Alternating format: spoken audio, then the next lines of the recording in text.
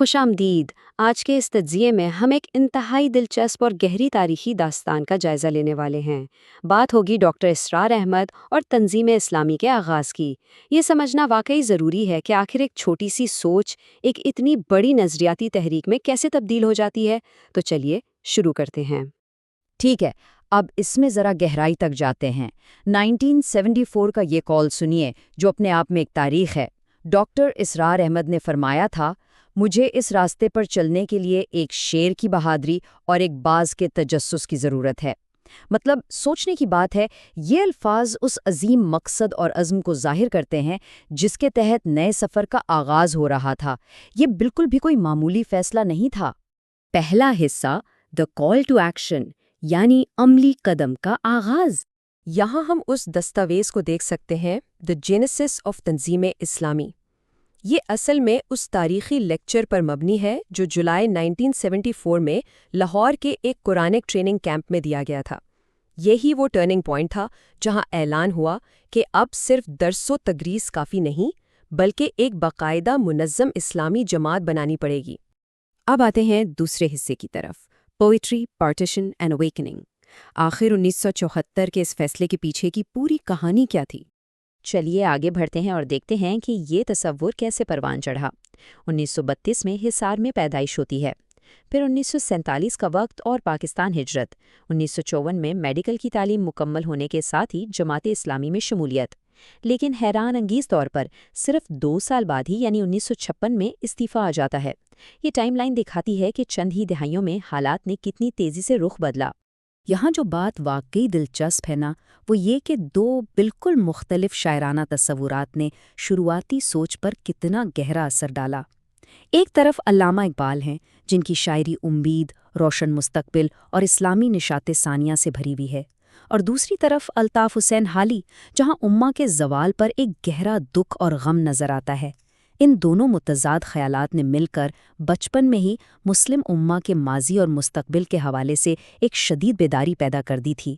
تیسرا حصہ، discovering the divine word, کلام الہی کی دریافت۔ اب ذرا اس وقت کا تصور کریں، 1947، تقسیم ہند کا وقت اور ہر طرف خون ریزی۔ حالات کچھ ایسے تھے کہ تقریباً 1 مہینے تک ایک ہی جگہ محصور ہو کر رہنا پڑا، اور اس کنفائنمنٹ کے دوران مولانا مودودی کی اردو تفسیر کا گہرا مطالعہ شروع ہوا۔ اس 1 مہینے کی آزمائش نے دراصل درس قرآن کے اس لمبا سفر کا آغاز کیا جو آگے چل کر پوری زندگی کا واحد مقصد بن گیا۔ تو اس سب کا نتیجہ کیا نکلا؟ اس گہرے مطالعے نے کچھ بنیادی باتیں بالکل واضح کر دیں۔ پہلی بات کہ آخری مقصد نظام اسلامی کا قیام ہے۔ دوسری یہ کہ فوکس صرف اور صرف مشن پر ہونا چاہیے، انفرادی شخصیاتوں پر بالکل نہیں۔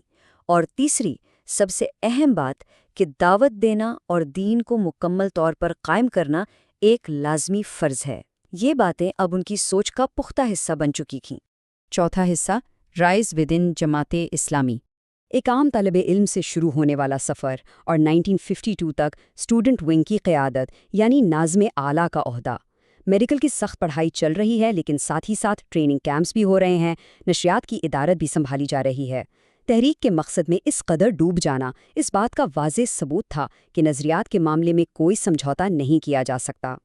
پھر 1954 آتا ہے، گریجویشن کا وقت۔ یہاں سوچ میں ایک بہت بڑا ٹرننگ پوائنٹ آیا۔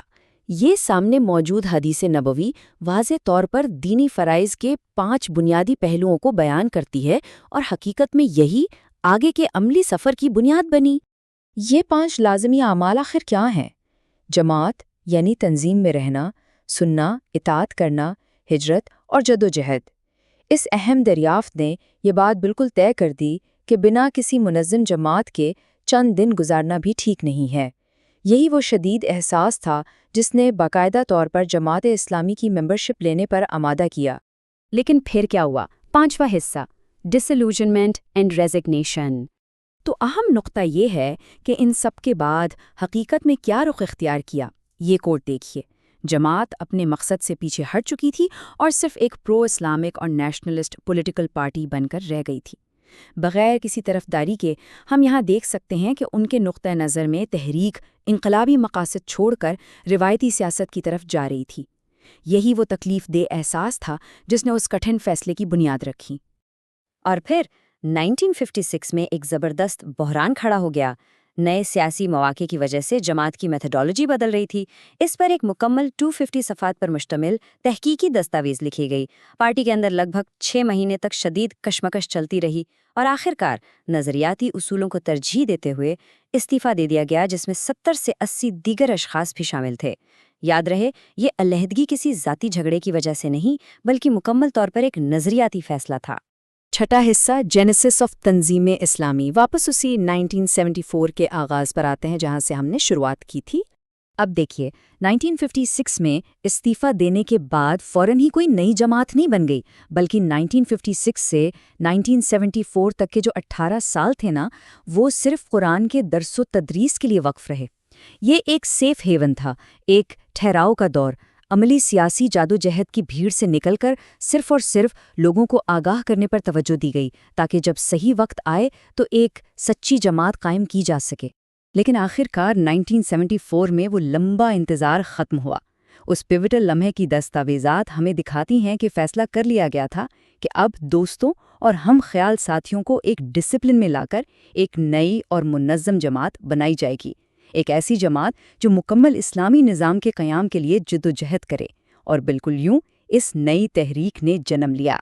تو اس پورے تاریخی سفر کے بعد آخر میں ایک انتہائی گہرا سوال سامنے آتا ہے۔ نظریاتی تحریکیں اپنے انقلابی مقاصد کی پاکیزگی اور عملی سیاست کی سخت حقیقتوں کے درمیان توازن آخر کیسے برقرار رکھتی ہیں؟